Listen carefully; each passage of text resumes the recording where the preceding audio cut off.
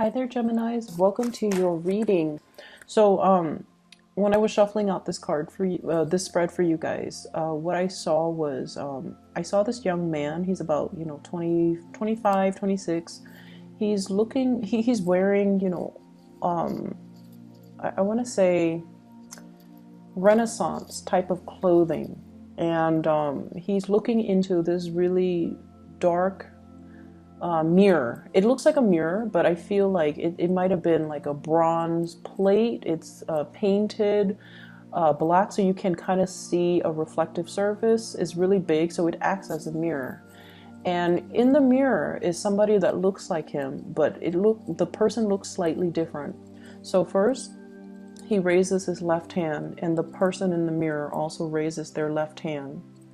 And then he raises his right hand, and then he mutters something, and the other person also in the mirror also raises their right hand. And then I'm thinking about oath, swearing in, doing an oath, swearing to tell the truth, things like that. And then I feel like there's like a crack in the mirror, and then it breaks, like the all the pieces break. So it turns from, as something that's bronze or iron cast into something that is fragile, like glass. Okay, and that's where the image ends. So in conjunction with that image and this spread, what I feel is there is a massive mirroring energy, and I'm also feeling like I'm not able to pinpoint where the energy is coming from, because you and whoever you're dealing with, you're mirroring one another. Okay, if they're gonna fight dirty, I'm gonna fight dirty. If they're gonna be nice to me, I'm gonna be nice to them. So there's that element that I'm seeing here. So first of all, um, let me talk about something that can be, it's almost like anticipating that there's going to be conflict in the future, and you're bracing yourself for impact.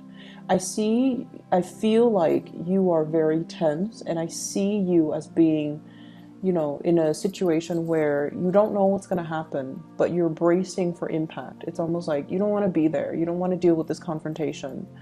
And you might not want to deal with this person. You don't know how it's going to play out, but you're keeping very, very, very steady to your course because you believe it is the best thing ever. And you could potentially be facing one other person or a group of people, and there's opposition, but you're just like, I'm going to maintain true to my course.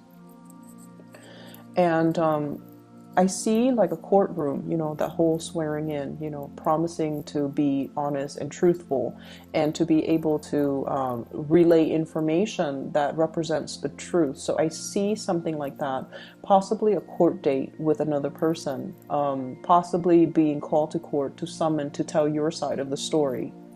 And then I'm also seeing as well, going back to that mirroring energy, I'm not seeing a lot of work and a lot of finance, career situations that are really occupying the space in your mind. I'm seeing more romance, okay? And let me just relay the information as I see it. I see a huge age difference between two people. You could be the younger one or you could be the older one. Once again, it's hard for me to pinpoint this energy. And what I have here is, the advent of a birth. This is the birth. This is somebody who is very, very young. They're coming into the world. They're trying to find themselves. And then we end with a very, very old man who has learned everything he is to learn. And he's trying to give the guidance and the advice and the knowledge, to transmit knowledge to the younger generation. Okay, so there's an element about things coming full circle in this spread. And I'm almost like feeling like there are things that you have to learn. You're in the process of unraveling, learning something. And when we are in a learning environment, we have to, be defenseless. We have to also understand that I'm not an expert in my field. So I need to humble myself to take other people's advice. I need to humble myself to accept the fact that I don't know everything, and to listen to people's sage advice, to listen to people that are experts in their field, and to listen to people that have good reputation as being somebody who's, you know, well respected, and they're known to give unbiased advice, or they're, you know, just experts in their field. They know what they're talking about. I need to operate from that space where I'm open and receptive to new information, new ways of doing. And, you know, I can still be critical of the information I'm getting, but I need to consult the right sources and the right types of people in order for me to, you know, grow as a person. So I'm seeing here there is a lot of potential for growth, you know, from this infant stage. And so when we're approaching life and the new year from this stage of infancy, we need to be receptive, and we need to let information come in, and we need to let our defenses, you know, our guard down, and accept the information that's coming in. So maybe there's a different way to do things that doesn't have to be conflictual. Maybe there's a wiser, a more exalted way to do things, where we can give of ourselves, where we can transfer knowledge, where we can allow new situations to thrive. Okay, so steering away from conflict and moving towards a situation where it's almost like making that sacrifice, letting the ego aside in order to allow new things to thrive, in order to allow new opportunities for new people to come into the picture. So that's what I'm sensing here. And I feel, once again, going back to that initial message that I got off track on, there is a relationship here where there's an age difference.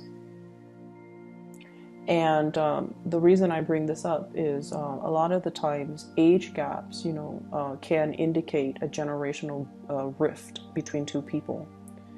One person operates from more of that place of, I'm feeling honestly, 1950s types of family dynamics, you know, where the one person is like the breadwinner, the other person is like the homemaker or the caretaker. One person comes home with his or her, his usually, briefcase, and then the other person that's at home comes and greet them at the doors. The kids are always properly dressed, they're clean, they you know, there's possibly going to sermons, you know, on the weekends, on Sundays. So that's the type 1950s Americana type of a family dynamics that I'm seeing. One person might be used to that or might want that. And then the younger person might be looking for something a little bit more exciting. The young person might feel like, you know, marriage is nice and all, but look at the divorce rates. Do we really need the institution of marriage? So one person might be a little bit more of a nonconformist. So I do see ideological clashes, values clashes between two people because of this age gap. And age, when we love somebody, is not really a major factor. But when we think about our childhood conditioning and the environment we grow up in,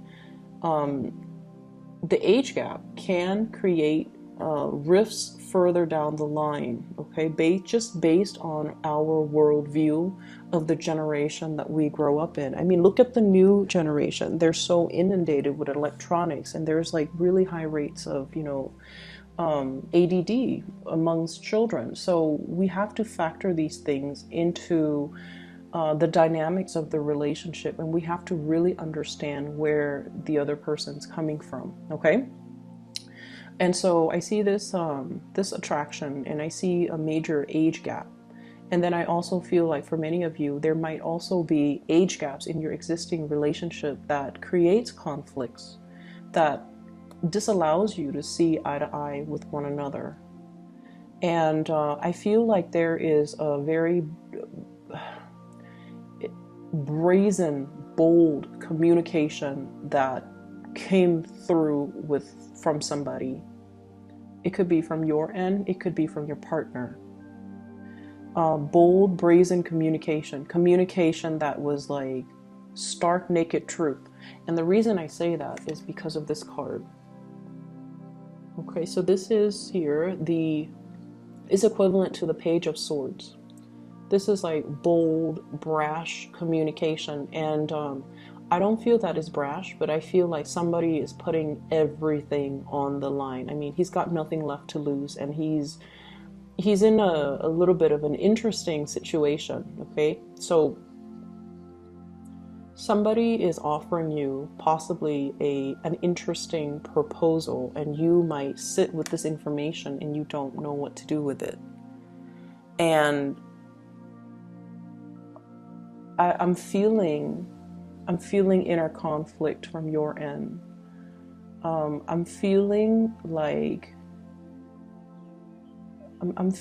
there's something happening here for this week where you are awoken to your passion.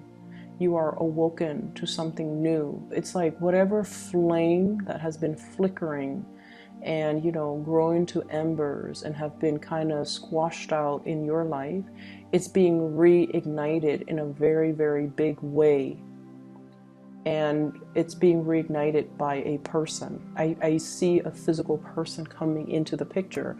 And the flames could be anger, or the flames could be love.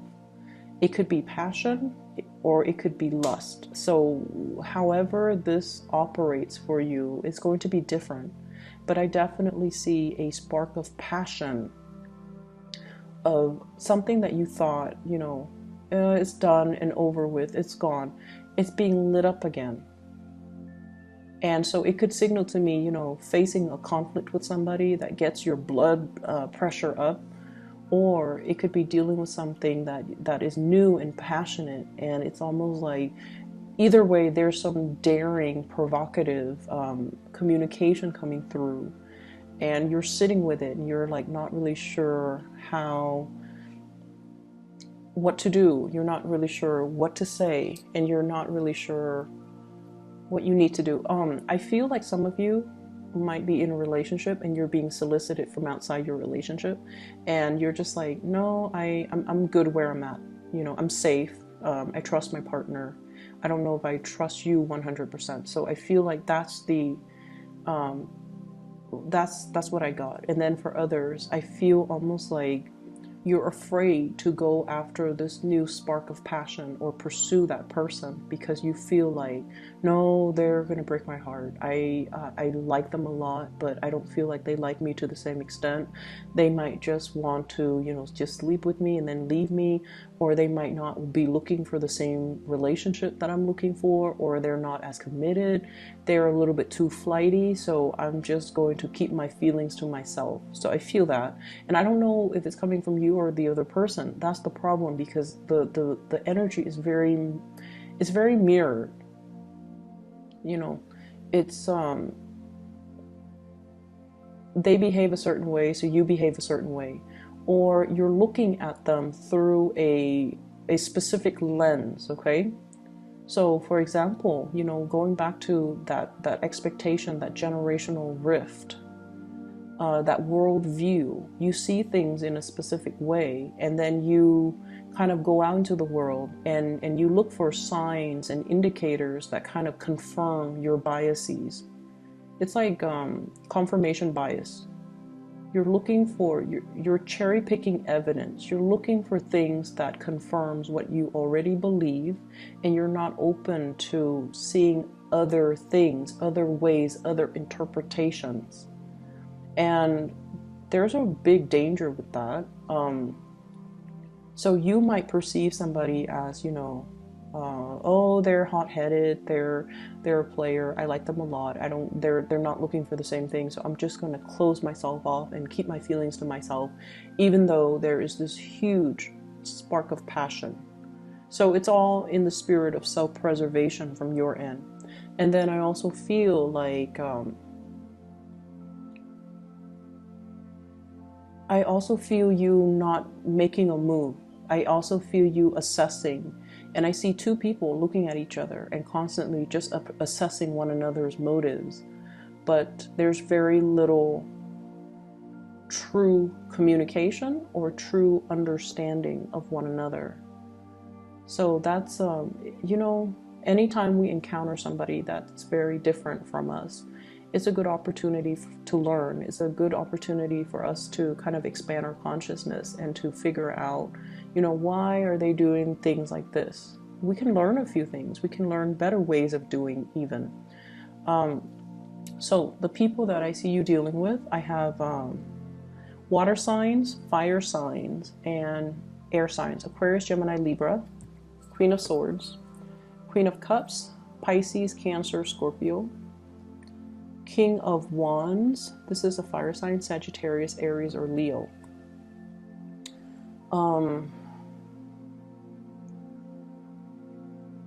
I'm seeing somebody. I feel like, okay, so with the water sign, seems like there is a little bit of an ego clash, ego conflict. One person, like different interests, you know, one person wants to do this, the other person doesn't find that entirely interesting. This is somebody who's a little bit more of a homebody. They're not in particular adventurous. Not that all water signs are not adventurous, so I apologize for the cross watchers, but this is somebody that likes the comfort of their homes, okay? They might have routines as well. And I almost feel like the communication might not be great.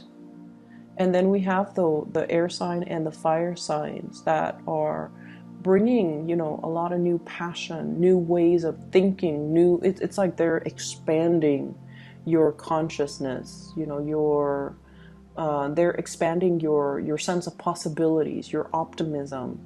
So the energy is very expansive, and I feel like it's a breath of fresh air. But at the same time, there might be that lack of emotional connection. So it's almost like you're not able to 100% feel safe with either people. But it signals to me that there's a lot of options on the table. So I see the older person going for the younger person, possibly reaching out, giving them something, making an offer, giving an offer, or, you know, being the one to break the ice, being the one to come forward, being the one to communicate. And either way, I feel like there's some really bold, brazen communication that came into the picture. And I feel like it ignited something within you that is very undeniable. And I feel like you kind of need to act on it, okay? I will leave it at that for you guys. I just see like court case, and I also feel like this love situation where you kind of need to let your guard down, and you kind of need to deal with the person as a new person rather than projecting things, expectations, beliefs, or whatever it is onto this new person. You have to deal with them as a new individual. Okay, I hope that makes sense. So I wish you the best, Geminis. I'll be back next week, okay? I hope the situation clears up for you, and I hope it is helpful and that it resonates with you. Take care of yourself, and I'll see you soon.